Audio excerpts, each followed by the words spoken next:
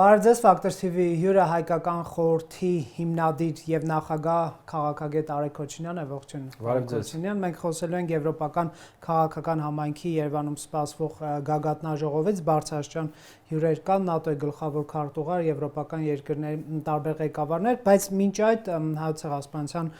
հերթական տարելիցն է եւ Նիկոլ Փաշինյանը խոսում էր,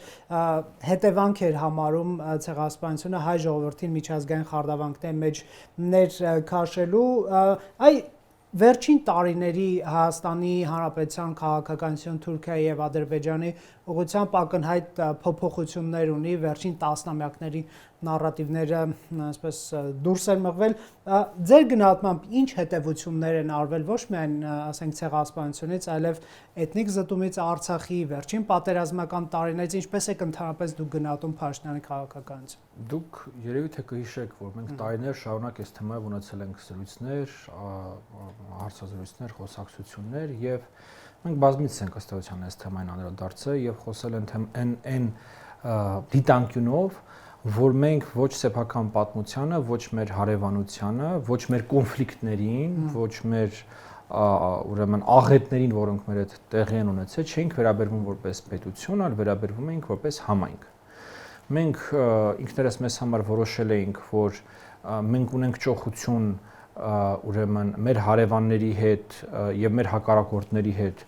խոսալու այնպես կարծես թե կա մի հատ թիկունք, որի հետևը մենք կարողանալու ենք թաքնվել եւ ամենամութ ժամին մեր պատմության բանից պարզ դարձավ, որ նման թիկունք չկա, չի եղել, դա ֆիկցիա էր, դա սուտ էր, դա մորմոք էր եւ մենք նույնիսկ կանգնեցինք նույն կոտրված տաշտակի առջեւ, ինչ որ կոտրված տաշտակի առջեւ, որ մենք պարբերաբար կանգնել ենք վերջին 200 տարվա մեջ, որովհետեւ իրականությունը շատ բարդ է, շատ դաժան է եւ մարդկանց մեջ անընդհատ բավականաչափ ուժ չի գտնվում առերեսվելու այդ իրականության հետ, որ չկա այլընտրանք Ադրբեջանի եւ Թուրքիայի հարաբերությունների կարգավորման։ Մարդիկ անընդհատ փորձում են ինքնախապեյությամբ զբաղվել, որ կա այլընտրանք եւ այդ այլընտրանքի անունը Ռուսաստանն է եւ որ Ռուսաստանը կգա մեզ կպաշտպանի, մեր փոխարեն կպայմանավորվի մեր հարևանների հետ եւ մեզ կվերցնի իր քրիստոնեաբարո հոգացության եւ պաշտպանության ներքո։ Հիմա կան ավելի էկզոտիկ ուրեմն քաղաքական ուժեր, որոնք այս նույն կոնցեպտը փոխել են, ասում են, այ եվրոպացիները կգան մեզ քրիստոնեաբար իրենց թևի տակ կվերցնեն։ Ֆրանսիական ռազմաբազա դնենք եւ ճնշենք։ Մարդիկ կան, օրինակ Դոնալդ Թրամփն են ասում, որ քրիստոնեաբար կգա մեզ կպաշտպանի։ Ուրիշ էկզոտիկ տարբերակներ կան։ Մարդիկ կան ասում են Իրանի Իսլամական Հանրապետությունը կգա մեզ արդեն ոչ քրիստոնեաբար, չգիտեմ ինչ ուրիշ պատճառներով կպաշտպանի, Հնդկաստանը կպաշտպանի, Չինաստանը մեզ այստեղ միլիարդավոր դոլարների ներդրումներ կան, իրանք խոսացել են, պայմանավորվել են արդեն։ Բայց այդտեղ լոգիկա չկա, ուժերի անհավասարությունը Ադրբեջանի Թուրքիայի հետ այնպիսին է, որ մենք մեկ այսպես դեմ դիմաց հավասար չենք կարող։ Այդտեղ լոգիկա չկա, այդտեղ կա ցանկություն։ Ցանկություն, օքեյ։ Հա, ցանկություն կա, միշտ որ չկա։ Չէ, նրանք ուզում են մեր չունեցած ռեսուրսները լրացնել արտաքին հովանավորումները։ Չկա այդ տարբերակը։ Ու այդ տարբերակը չկա արդեն 200 տարի է։ 200 տարի է նրանք ուզում են այդ ուժային բալանսը ապահովել արտաքին խաղացողների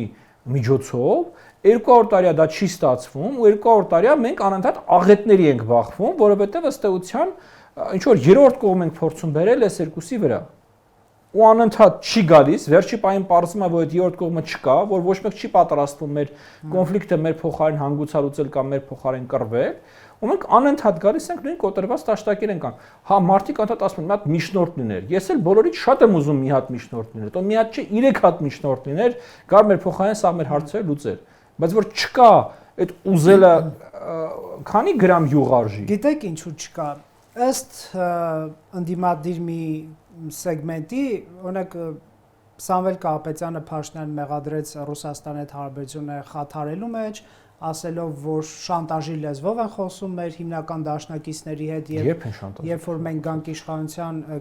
վերականգնենք խաթարված հարաբերությունները, հայաստանյան իշխանությունն է մեղավոր, որ այդ երաշխավորը չկա։ Դա նույնպես նոր խոսույթ չէ, դա բավականին տևական ժամանակ արդեն իսկ արկա խոսույթ է։ Ընդ որում այդ խոսույթը օրինակի համար եթե մի քիչ պատմական ակնարկ անենք այս խոսակցության մեջ, ցեղասպանությունից ի վեր հայրականության մեջ եղել է, հայրականության մեջ այն մարդիկ, ովքեր որ քաղաքականապես ռուս են ըստ էության եւ ռուսական քաղաքական ինքնության կրող են, երբևիցե լուրջ չեն վերաբերվել այդտեղ պետություն, հանրապետություն, բան, ասենք այդ անլուրջ բաներ են դրան վերաբերվել, կարևորը որ ռուսը գա հասնի, հա։ Եվ այդ նույն ուրեմն տրամաբանության մեջ ես ուզում եմ հիշեցնել բոլորին, որ հեղափոխությունից հետո 2018 թվականի հեղափոխությունից հետո այս կառավարությունը երևի թե հետ սովետական տարածքի ամենապրոռուսական կառավարությունն էր։ Ես չեմ հիշում ինչ որ մի հատ հարց, ինչ որ մի հատ թեմա, որ ռուսները ուզեցած լինեն եւ այս կառավարությունը արած չլինի։ Սկսած Սիրիա զորք ուղարկելուց, ես ասեմ ավելին անգամ 20 թվականի պատերազմից հետո ես ուզում եմ բոլորին հիշեցնել, որ այս կառավարությունը պատրաստվում է ռուսների հետ բանակի մոդեռնիզացիա անել։ Հիշում եք մեր պաշտպանության նախարարը գնացել էր Ռուսաստանի պաշտպանության նախարարը թուր էին միատնվիր, ասում են այսի ձեր բանակի համար ենք այս մեր համատեղ վերապատրաստման, վերագործարկման մեկնարկն է։ Մենք այստեղ կառավարությունն ենք ձևավորում իրանց ուզած մարդիկ լինում են, իրանց չուզած մարդիկ չեն լինում համապատասխան պաշտոնների։ Այնպես որ ասել, որ չգիտեմ դա մեր մեղքն է, դա ինչ որ առումով արդեն Ստոկհոլմյան սինդրոմ է իշխացնում, գիտեք, որ երբ որ բան է գերի վերցրած կտանքների ենթարկվող մարդը սիրահարվում է իր դահիճի վրա, ասում է դա իմ պատճառով են ինձ այդպես բան անում, այդ հո ինքը չի մեղավոր։ Ոստեղ նաև որևէ մեկի մոտ տպավորություն չստեղծվի, թե ես ինչ-որ ռուսատիացություն եմ քարոզում, հակառուսականություն եմ քարոզում, բացարձակապես։ Ես չեմ կարծում, որ ռուսները սա անեն, որովհետև իրանք վատն են։ Բացարձակապես ցանկացած կայսրություն այս առումով միմյանց նման է։ Ցանկացած կայսրությունը վարում է մոտավորապես նույն քաղաքականությունն իր տարածաշրջաններում, ոնց որ Ռուսաստանը վարում է այս տարածաշրջանում։ Բաժանիր, որ տիրես քաղաքականությունը։ Այ բարբերաբար վառ պահել հայ-ադրբեջանական, հայ-թուրքական կոնֆլիկտը, որովհետև դա իրանց ազդեցության խարիսխն է այստեղ։ Միջամտել այդ երկրների ներքին գործընթացներին քեզ պատեհ եւ քեզ աջակից քաղաքական ուժերին կամ վերիշխանություն կամ հնարավորինս ազդեցիկ վայել։ Նույն բանը անում են ֆրանսիացիները Աֆրիկայում, նույն բանը անում են ամերիկացիները Հարավային Ամերիկայում։ Այսինքն այդ առումով ռուսները ինչ որ շատ տարբեր չեն։ Մեր խնդիրը զուտենա, որ այս տարածաշրջանը եղել է ռուսական կայսրության գաղութը եւ հիմա մենք մեր ապա գաղութացման գործընթացի մեջ ենք գտնվում ընդդեմ Ռուսաստանի։ Նորից բոլոր կայսրություններն են այդպեսին, հասկանում եք։ Հիմա տեսեք, միայն Փաշինյանենք չի, որ խաղաղությունից են խոսում Ադրբեջանի ու Թուրքիայի հետ։ Իդեպ շատ հետաքրքիր մի բան տեղի ունեցավ, դաշնակցություն, որ ամեն տարի դրոշներ է այրում, վերջին 5 տարում Թուրքիայի եւ Ադրբեջանի դրոշներն էր այրում, այս տարի միայն Թուրքիան է այրել, Ադրբեջանի դրոշը խնայել են եւ չեն այրել։ Իհարկե խորհուրդ են տալիս քաղաքականության բացատրել են ինչի մի տարի այրում ենք, մի տարի չենք այրում։ Իշխան Սահակյանն է ասել, քաղաքականության փոփոխություն չի ասում էր նա, բայց ամեն դեպքում, հա, կարելի է պնդել, որ անգամ նրանք են խաղաղության օրակարգի կարևորությունը հասկանում կամ իրական կրող այդ օրակարգի պարունակությունը, չգիտեմ, ձեր ժպիտը ինչով է պայմանավորված, բայց Փաշինյանի զիջումները ըստ ընդդիմության այնքան շատ են, որ իրենք հարկադրված են խաղաղությունը նաև արժանապատիվ դարձնելու հարց մեջտեղ բերել։ Թե սա զուտ նախընտրական ինչ-որ տրամաբանություն։ Իհարկե շատ օրիգինալ է պնդել, որ որևէ կուսակցություն երկրի հետ խաղաղության կողմնակից է զուտ է պատճառով, որ իրանց դրոշը այս տարի չեն վառել։ Ասենք դա այնքան է խաղաղության։ Չէ, սա հռետորաբանության նվազեցում է ամեն դեպքում։ Հռետորաբանության նվազեցումը դեռ չի նշանակում խաղաղության կողմնակիցն է։ Հասկանում եք, որ ինչ-որ մեկը ձեզ չի սպանում, չի նշանակում ինքը ձեր բարեկամն է, որ ինչ-որ մեկը ձեր դրոշը չի վառում, չի նշանակում ձեր խաղաղությունն է։ Չէ, բայց էթնիկ զտումից 3 տարի է անցել եւ կարող էին այրել, բայց չեն այրել։ Ամեն ինչ կքննարկենք։ Ես նախ ուզում եմ դրոշների այրելու հետ կապված մի բան ասել։ Ես ամեն տարի այս միտքը արտահայտում եմ, ես դրան վերաբերում եմ որպես այսպես ինչ-որ մանկահասակ երեխայի վարկ, որովհետև գիտեք, անգամ այդ դիսկուրսի մեջ, այդ այրել, չայրել, նացիոնալիզմ, չնացիոնալիզմ, հա էլի դրոշը վառի, եթե դու այդ դրոշը գրավել ես մարտի դաշտում։ Եթե դու նախորդ օրը գնացել ես խանութում այդ դրոշը առել ես կամ ծանոթ դերձակին գումար ես տվել, ինքը այդ դրոշը կարել է քո համար, որ դու հաջորդ օրը դա վառես, դա մսուր մանկապարտեզի մակարդակի թատերական ներկայացում է, էլի։ Ասում, եթե մենք մտնում ենք այդ դիսկուրսի մեջ, որ տենց վառել չվառել, բարի եղի մարտի դաշտում գրավի այդ դրոշը, հետո ինչ ուզում ես արա այդ դրոշի հետ։ Բայց մի գնա նախորդ օրը առ բեր հրապարակում վառի, քեզ է սենց հերոսացած ինչ որ sense դեմք ընդունում։ Դե այս տարի երկուսի փոխարեն մեկն է այրվել։ Լավ, հիմա ինչ վերաբերվում է խաղաղության ուրեմն օրակարգին։ Տեսեք, խաղաղության օրակարգը, հարգելի Ռոբերտ, այլևս ինչ որ ամորֆ մեծություն չի, որի մասին մենք ձեր հետ օրինակ 2 տարի առաջ խոսում էինք, դրա մասին տեսական ինչ-որ պատկերացումներ էինք ունենում եւ այլն։ Խաղաղության օրակարգը այս պայության հստակ փաստաթղթավորված գործընթաց է։ Կա խաղաղության համաձայնագիր նախաստորագրված, կա սահմանազատման, սահմանագծման հանձնաժողովների կանոնադրությունները, երկու երկրներում բոլոր ուրեմն վավերացման գործընթացները անցած եւ կա TRIPS-ի պայմանագիրը եւ նախնական եւ մեծ պայմանագիրը, որը ինչքանով ինձ է ուրեմն հասկանալի, մենք արդեն վերջացրել ենք մեր աշխատանքը, ուղարկել ենք ամերիկյան կողմին քննարկման։ Հիմա երբ որ որևէ կուսակցություն ասում է ինքը համաձայն է, թե համաձայն չի, աջակցում է, թե չի աջակցում խաղաղության գործընթացին, ինքը պետք է առնվազն այս 3 փաստաթղթերի վերաբերյալ դիրքորոշում արտահայտի։ Ուրեմն այն քաղաքական ուժերը, որոնց իշխող թիմը անվանում է եռագլուխ հրեշ, իսկ ես կասեմ իմ կարծիքով ամենահավանական տեխնացուներն են խորհրդան անցնելու որպես ընդդիմություն, դրանք 3-ն էլ ըստ էության այս փաստաթղթերի վերաբերյալ արտահայտել են բավականին ոչ միանշանակ դիրքորոշում։ Մեկը խոսել է ուրեմն նրա մասին, որ սրանք պետք է վերանայվեն, ինչը հստակ խաղաղության գործընթացի ռևիզիա է։ Մյուսը խոսել է նրա մասին, որ ուրեմն այստեղ պետք է միջնորդ ներգրավի, ինչը այս բոլոր 3 փաստաթղթերի տրամաբանության ռևիզիա է։ Երրորդը խոսել է նրա մասին, որ այսպես պաուզա են վերցնելու եւ իրենց կետից իրենց դիրքորոշումը ներկայացնելու են ու իրենց կետից են բանակցելու կոպիտ ասած։ Հիմա հասկանում եք, երբ որ կա այս բանակցային գործընթացը, այս բանակցային գործը նորից եմ ուզում կրկնել, ինքը օդում կախված մի տեսական մեծություն չի, ինքը շատ հստակ, շատ կոնկրետ փաստաթղթերի վրա հենված գործընթաց է։ Եվ ցանկացած փոփոխության փորձ այս փաստաթղթերի արդեն իսկ բանակցված եւ ինչ որ կետի հասցված հիմա Հայաստանի կողմից բնականաբար առաջացնելու է Ադրբեջանի հակազդեցությունը, հատկապես եթե խոսքը գրում է միջնորդի ներգրավման մասին, իսկ այդ ուժերի դեպքում այդ միջնորդը բնականաբար Ռուսաստանի Դաշնությունն է, եւ բնականաբար Ադրբեջանը դրան չի համաձայնվելու, դա փլուզելու է ամբողջ խաղաղության գործընթացը, որ մինչև այս պահ կառուցվել է։ Դա պատերազմի բերի, ինչպես Փաշինյանն է ասում։ Տեսեք, քաղաքականության մեջ շատ հաճախ են քաղաքական գործիչներ ամեն ինչ ծայրահեղ ոնց որ ասած պատկերին հասցնու իրենց միտքը հասկանալի դարձնելու համար, դե համար ես ասացի, դա փլուզելու է խաղաղության գործընթացը։ Հիմա այդ խաղաղության գործընթացի փլուզման արդյունքում ինչ է գալու։ Գալու է մի սցենարը նա, որ այս ոչ պատերազմ, ոչ խաղաղության սցենար, ստատուս քվո ինչ որ կրակոցներ սահմանին։ Այո։ Մյուս տարբերակը, օրինակ այդ ուժերից մեկը, այս վերջերս մի խեղկատակ վեր կացավ, ասեց, բանակ, ուժեղանանք, գնանք գլուխները կջարդենք։ Եթե ես այսպես եթե տեսնենք թե Ադրբեջանի քաղաքականությունը հայտարարությունների չի մասին, Ադրբեջանը չի նստելու սպասի մինչև դուք ուժեղանաք գնաք իրենց գլուխը ջարդեք, ինքն է գալու առաջինը։ Այդ դա արդեն պատերազմի սցենարն է, հասկանում եք։ Այսինքն մենք պետք է ինքներս մեզ հաշիվ տանք, որ կա կոնստրուկտ խաղաղության, կա ստրուկտուրա խաղաղության, եւ այդ խաղաղության ստրուկտուրան այն 3 ուժերը, որոնք որ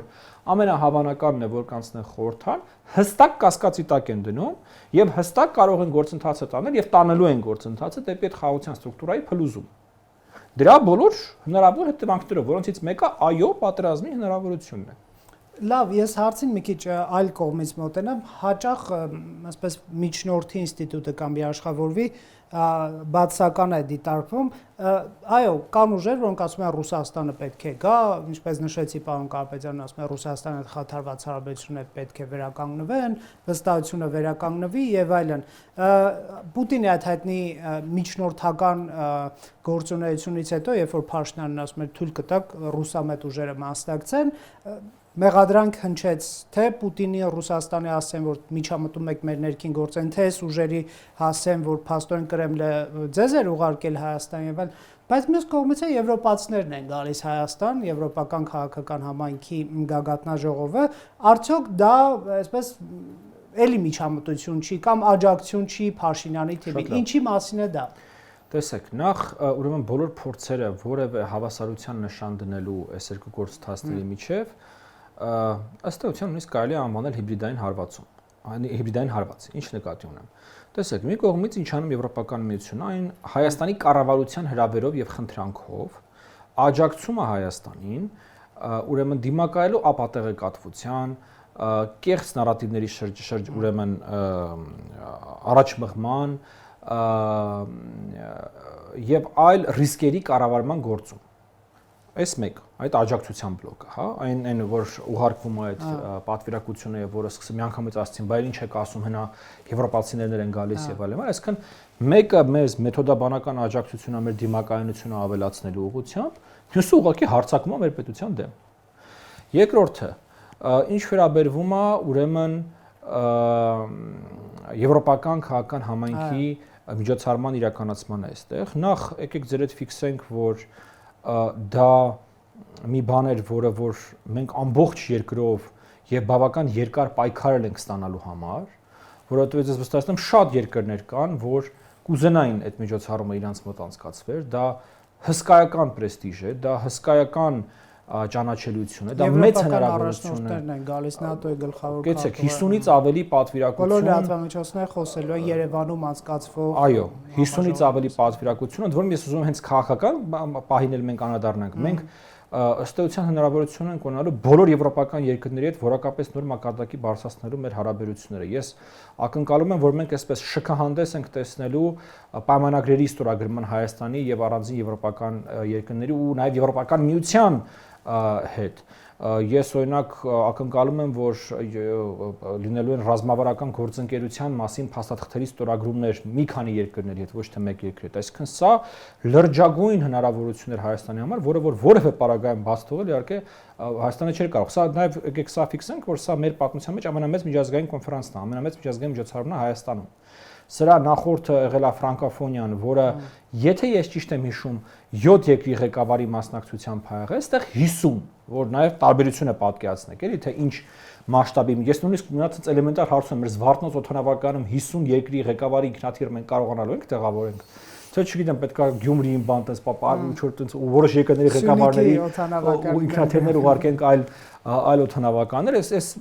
մի կողմից իհարկե հանակ կատակ, բայց դուք պատկերացնում եք ինչ մասշտաբի միջոցառումը մեզ ուրեմն սպասում։ Եվ վերջապես երրորդը ուրեմն Հայաստանում կա հստակ քաղաքական կուրս, դուք հիշում եք օրենքը ընդունված, ԵՄ-ին անդամակցելու եւ այս նախընտրական փուլում նաեւ ըստ էության դա հիմնական հարցադրումներից մեկն է, որը որ դրված է սեղանին ու մենք հիմա նաեւ ինչ որ չափով տեսնում ենք եվրոպական միության պատասխանը այդ կուրսին։ Այսինքն մի բան է, երբ որ քո երկիրը նախաձեռնում է որոշակի քաղաքականություններ եւ հակառակ կողմը պատասխանում է այդ քաղաքականություններին,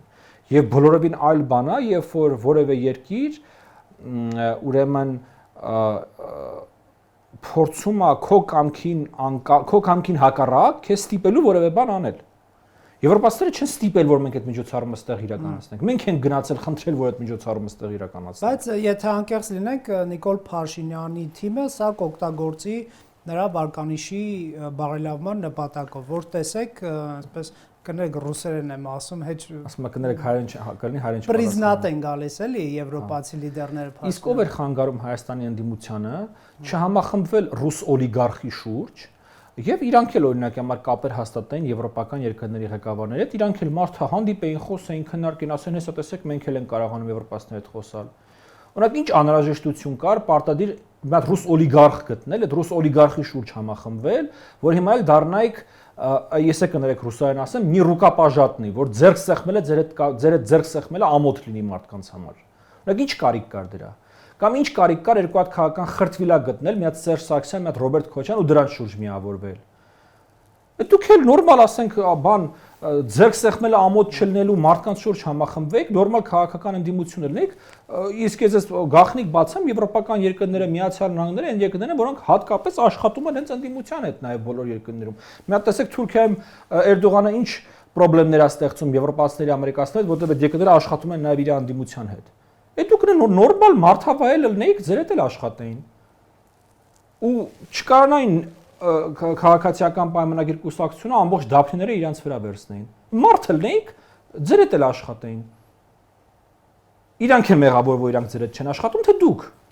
Չէ, նեղվում են, որ նաև այդ խմբի ուղարկել է եվրոպական, դա էլ է աջակցություն Փաշինյանին։ Դա այ տեսեք, դա ոչ թե աջակցություն է Փաշինյանին, դա աջակցություն է Հայաստանում նորմալ ընտրություններ իրականացնելուն։ Եվ ամբողջ խնդիրն է, որ այդ մարդիկ չեն ուզում, որ Հայաստանում նորմալ ընտրություններ անցկացվեն։ Որտեղ մենք ձեր հետ միասին տասնամյակներ շարունակ տեսել ենք, թե այդ մարդիկ ինչ են ուզում, որ Հայաստանում անցկացվի։ Տեսել ենք, չէ՞։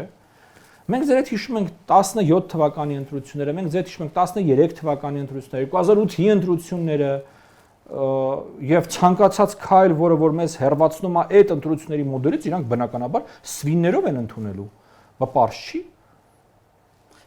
Տեսեք, հունիսի 7-ի ընտրության նշանակությունը Հայաստանի զարգացման վեկտորի առումով։ Ինչ է դա նշանակում, եթե Հայաստանում իշխանության են գալիս Պուտինի մատնանշած ռուսամետ ուժեր, ես չեմ հորինում այդ տերմինը, օգտվում ենք Ռուսաստանի նախագահի առաջարկած բառապաշարից, ինչ է կատարվում Հայաստանի հետ, եւ եթե ոչ, այսպես ասենք, ռուսական գիծը նախընտրող ուժերն են գալիս իշխանության, որոնք չեն համարում, որ խաթարված են Ռուսաստանի հետ այսօրվա հարաբերությունները եւ վերականգնելու բան չկա, ինչ է կատարվում Հայաստանի հետ։ Ես նախ մի քայլ առաջ կանեմ, ես այդ ուժերը չեմ անվանի ռուսամետ, ես այդ ուժերը կանվանեմ ռուսական։ Դրանք ռուսամետ ուժեր չեն, դրանք ռուսական ուժեր են։ Այդ երկու տերմինների մեջ որոշակի տարբերություն կա։ Եվ գիտեք ձեր հարցին ոնց կպատասխանեմ, հարգելի Ռոբերտ, ուրեմն այս ընտրությունների ժամանակ Հայաստանի ժողովուրդը պատասխանելու է մի քանի հարցերի։ Հարց առաջին.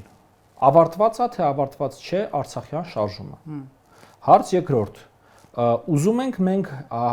Հայաստան-Ադրբեջան եւ Հայաստան-Թուրքիա հարաբերությունների կարգավորում խաղաղության այս մոդելով, այս փաստաթղթային բազայով, որը որ բանակցված է եւ ներկայացված է Հայաստանի հասարակությանը։ Հարց երրորդ.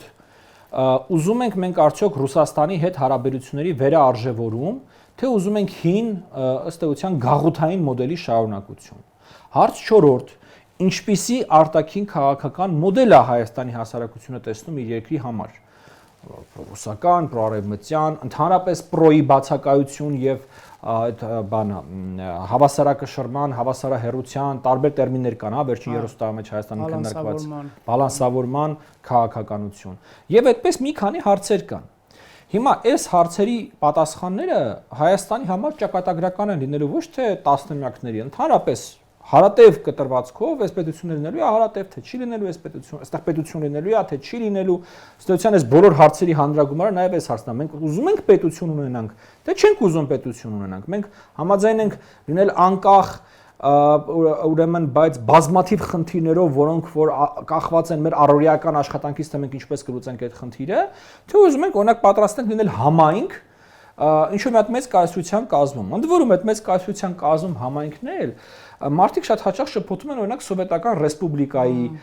ուրեմն կարգավիճակի հետ։ Ենթադրելով որ ինքնավարություն է ունենալու։ Ապրեք, բացի ինքնավարությունից, որ ռուսները գալու են ստե փող են դնելու, արդյունաբերություն են զարգացնելու, շինարարություն են անելու եւ այլն եւ այլն եւ այլն, ես շտապում եմ այդ մարդկանց հիասթափեցնել։ Այս նոր տիպի գուբերնիան չի լինելու այն ինչ որ օրինակ մարդիկ տեսել են իրենց երիտասարդ տարիներին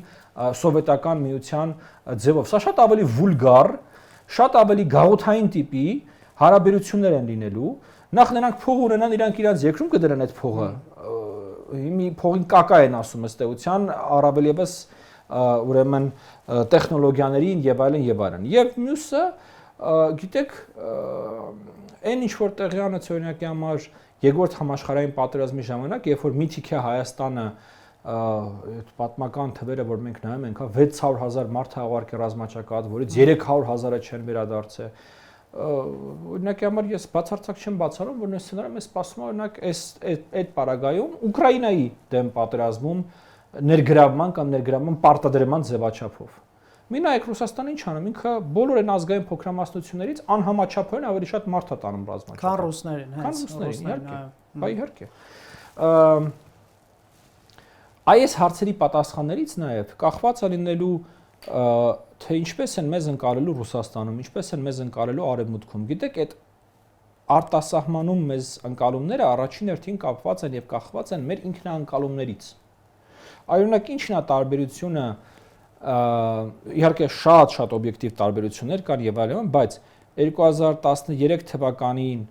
սեպտեմբերի 3-ից հետո Հայաստանի եւ հիմիկվա Հայաստանի։ Հիմիկվա Հայաստանը Ռուսաստանին ասեց ոչ։ Եվ ի պատասխան այդ ոչի մենք ստացանք աջակցություն, որտեղ աջակցում են նրան, ով որ ի վիճակի է պատասխանելու։ Երբ որ իրան պետքա այո, երբ որ իրան պետքա ոչ։ Երբ որ դու ի վիճակի չես պատասխանելու, քեզ կարան շատ-շատ ինչ որ, չգիտեմ, բարեգործական նպատակներով մի 2 կոպեկ փող տան։ Երբ որ դու ի վիճակի ես ինչ որ որոշումներ կայացնելու, ինչ որ քաղաքականություն իրացնելու, քո այդ պատրաստները դեպքում աշխատել։ Աջակցություն ինչ նկատի ունեք, ասում եք ասեցինք ոչ եւ աջակցեցին մեզ։ Ով աջակցեց ինչպես։ Երկրորդ դիտորդական առաքելության ուղարկումը, այն քաղաքականությունը, որը որ Հայաստանում իրականացվում էր սկսված մոտավորապես 2022 թվականի ամառվանից, ի վերջո ավարտվեց թրիփով, որտեղ Միացյալ Նահանգները տեսան, որ մենք չհամաձայնվեցինք Զանգեզուրի միջանցքին, դրա փոխարեն մենք կարողացանք ստանալ թրիփը։ Այսինքն, երբ որ դու պոտենցիալ ես ցուցաբերում, երբ որ դու ի վիճակի ես քո համար քաղաքականություն որոշել եւ այդ քաղաքականությունը իրացնել, քո հետ աշխատում են։ Հասկանում եք։ Շատ լավ, ամեն դեպքում, եթե ամփոփելու լինենք, դուք ընտրությունների վրա կոշտ միջամտություններ տեսնում եք դրսից, այսինքն այդպիսի վտանգ կա, թե այսպես ստերիլ միջավայրում է անցնում, որովհետև շատեր Մոլդովայի վտանգներն են մատնանշում, որ կարող է նույնը այստեղ կրկնվել։ Ես ոչ միայն տեսնում եւ նաեւ ես սա նաեւ համարում եմ Հայաստանի պատմության մեջ ամենաաշխարհակ քաղաքականացված ընտրությունները։ Երբևիցե ուրեմն այսքան ուշադրություն Հայաստանում ընտրություններին չի եղել ոչ տարածաշրջանային խաղացողների, ոչ համաշխարհային խաղացողների կողմից, սա մի աննախադեպ իրավիճակ է մեր երկրի համար։ Երբևիցե այսքան օտարերկրյա ազդեցություն,